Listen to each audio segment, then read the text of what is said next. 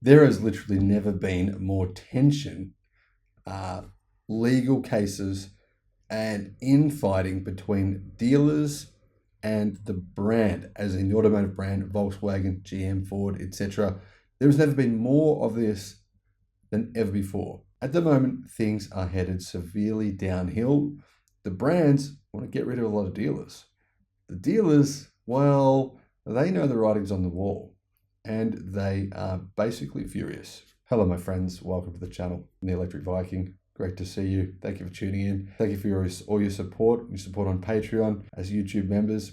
Really, really appreciate what you guys do for the channel. It's great to have you. Dealers, well, for one, a lot of dealers are suing Ford right now. I believe that there's at least 100 dealers who are joining a class action lawsuit, like lawsuits across multiple states in America. I believe there's actually dealers in 30 different states in the United States who are suing Ford because they believe Ford's electric vehicle policies basically forcing dealers to pay more than $1 million, about $1.2 million US to install EV chargers and do a bunch of other things. They believe that it's not fair. They're right. It's not fair. It's fair for a lot of dealers, and it's fair for Ford to believe that there's heaps of dealerships. Ford has thousands of dealerships. Many of them are just small. They're in little country towns where they probably sell one car a month. There's no possible way these guys could ever get a return on an investment if they invest more than $1.2 million US in putting in a bunch of EV chargers in a town that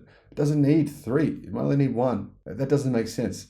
Clearly, we all know what Ford's doing. Ford dealers know what Ford's doing, which is try to get rid of the small dealers. Sell direct. Sell direct, avoid the middleman. That's what clearly is happening. I mean, you can order many automakers' vehicles now directly on their website. Yes, you can then go and pick it up a dealer. The dealer will make a bit of money, but Ford clearly wants to get around this because in a lot of areas, its plan in the future is to just avoid this situation. Have people order cars in all these random areas, right? American population is spread out over many, many different areas, regional areas. Many of them, Ford will just get a representative to deliver it for them. A bit like Tesla. Why would they do that? Well, markups matter, right? Markups matter. Ford, for one, marks up the price of its EVs. That's negative for the brand. 2, Ford's profit margins last year were minus. They made about minus $1,000 per car. That's terrible. And what are the key reasons for that is warranty, dealership markups, having to pay the dealerships, and advertising.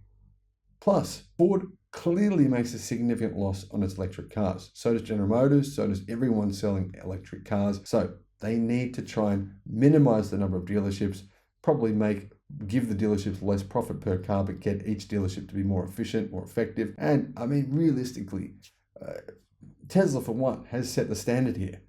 You don't have to get your Tesla EV serviced at all to maintain your warranty. Clearly, there's very little they do when they service your EV. I had my EV service and they did almost nothing. They told me what they did, and I'll talk about it in a separate video, but it's almost nothing. So many dealers are not needed. Ford knows this, General Motors knows this, Volkswagen knows this, and they're trying to reduce the number of dealers that they have. Ford is doing it in a way which a lot of staff and a lot of dealers think is unethical.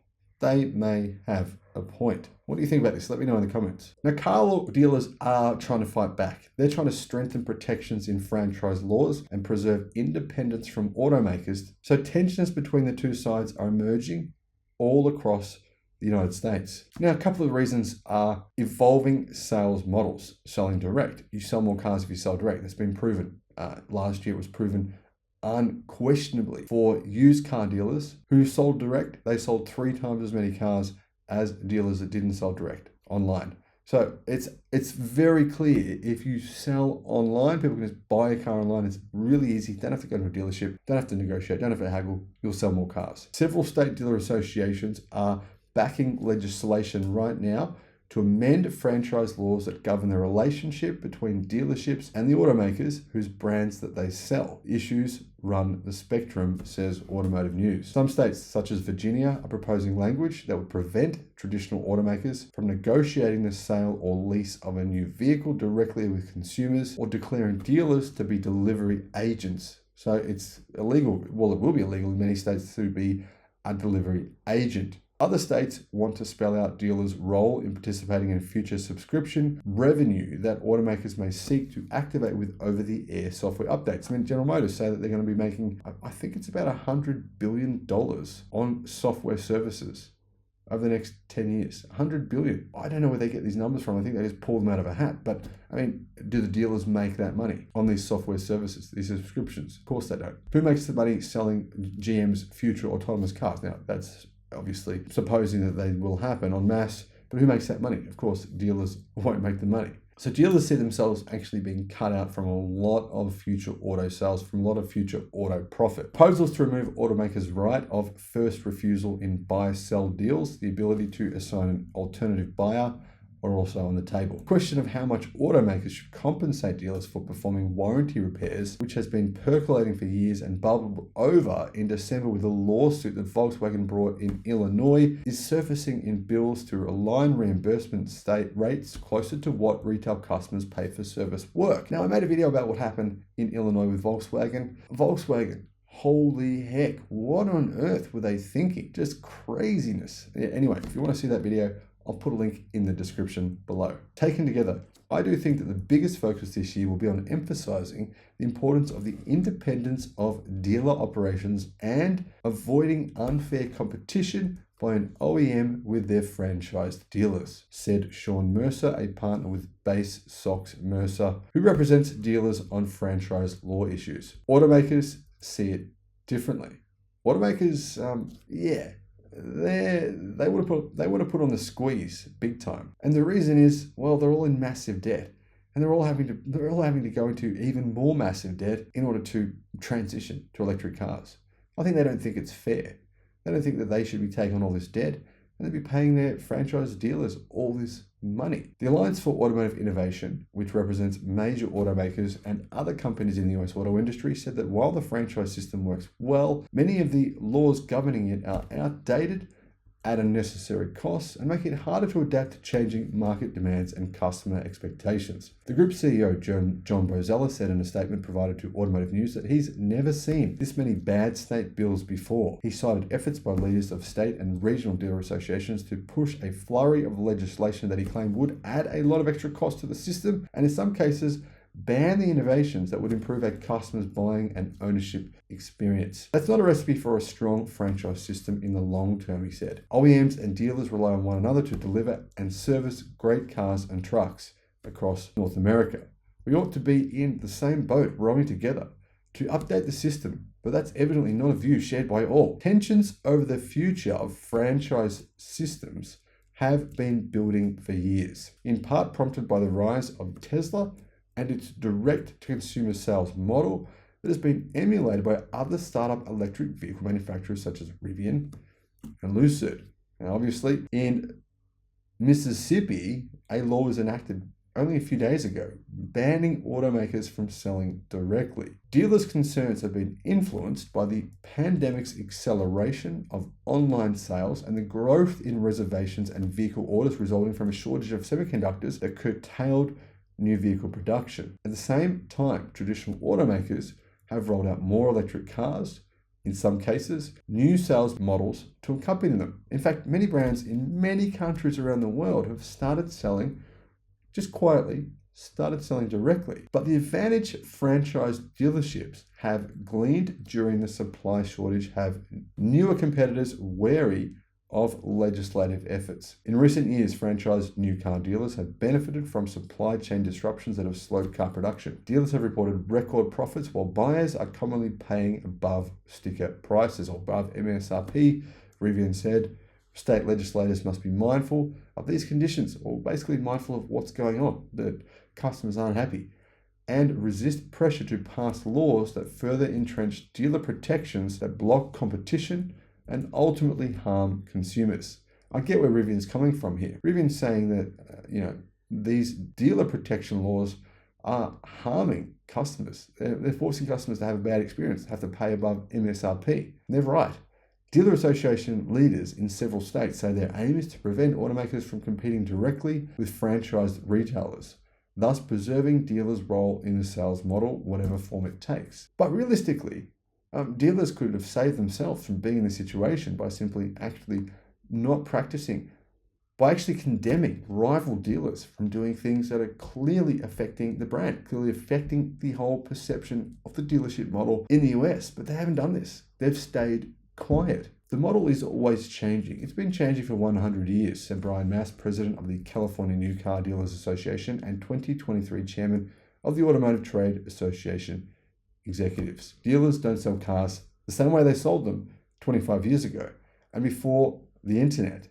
They're not going to sell them the same way they sell them now, 25 years from now, Mass said. What we want to make sure is that dealers remain central as part of the retail experience for consumers because the franchise model is the best retail model. Is it really? Is it really the best? And what are your thoughts on this? Is the franchise model better than going direct? You know what I think? I don't think it is. I mean, when did you ever have to go and buy your new phone, your new laptop from a dealer? You knew whatever you bought. I mean, there's nothing else that you have to buy from a dealer and go through this whole rigmarole. I don't understand why the automobile, the car, is the only thing that we have to have a dealership for. Anyway, let me know your thoughts. The key point here is, though, that dealers want to pass new legislation and enforce existing laws. In Florida, pending legislation would give a motor vehicle dealer association standing to request that the State Department of Highway Safety and Motor Vehicles review an automaker's practices to determine whether they violate franchise law. Currently, only individual dealers are allowed to make such requests. Dealers are very reluctant to change any particular practice in the OEM for the obvious reasons. It's their business partner. It's the entity that supplies their vehicles and handles so much of the day-to-day life, and they want to keep making a profit, said Ted Smith, president of the Florida Automobile Dealers Association, which advocates for the change in coordination with some dealership groups in Florida. They say, though, there's an imminent threat. Automakers have said they are exploring the possibility of unlocking additional revenue, potentially in the tens of billions of dollars, in the form of certain in-vehicle subscriptions or software. Now, they already charge for this stuff. General Motors does, Mercedes does, BMW does. There's a lot of money being made here in this area, and dealers think they're missing out on this revenue. That's not fair. Dealers, however, argue the practice will cut them out of vehicle sales revenue, and this is, like I said, it shouldn't happen. It's not fair to us, say the dealers. Automakers that activate additional capabilities after the sale are essentially selling the vehicle in piecemeal fashion by taking out optional equipment, thus lowering the sticker price and a dealer's profit on the sale, said Len Bellavia of Bellavia Blatt in Mineola, New York, a law firm that represents dealers on franchise law issues. Realistically, are the dealers really missing out on revenue here? I mean, depends on your perception. I don't think they are. I don't think that's reasonable to say that dealers should make a cut on these subscription services.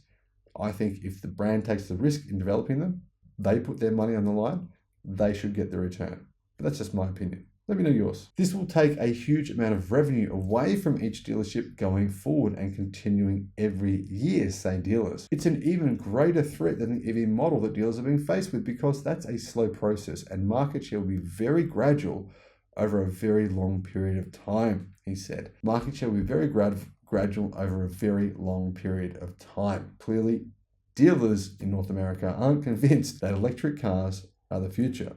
Now, there's a very good reason for that. There's a very large number of dealers who are selling Toyotas, Hondas, Mazdas. Basically, 93% of all cars sold in the US right now are still gasoline powered. But those numbers are nearly doubling versus last year. So actually, it's going to happen very quickly. Dealers will change. The type of cars being sold will change. And whoever's not willing to change themselves and adapt to this new environment, I believe will simply be left behind. But let me know your thoughts in the comments, and thank you for watching. Bye-bye.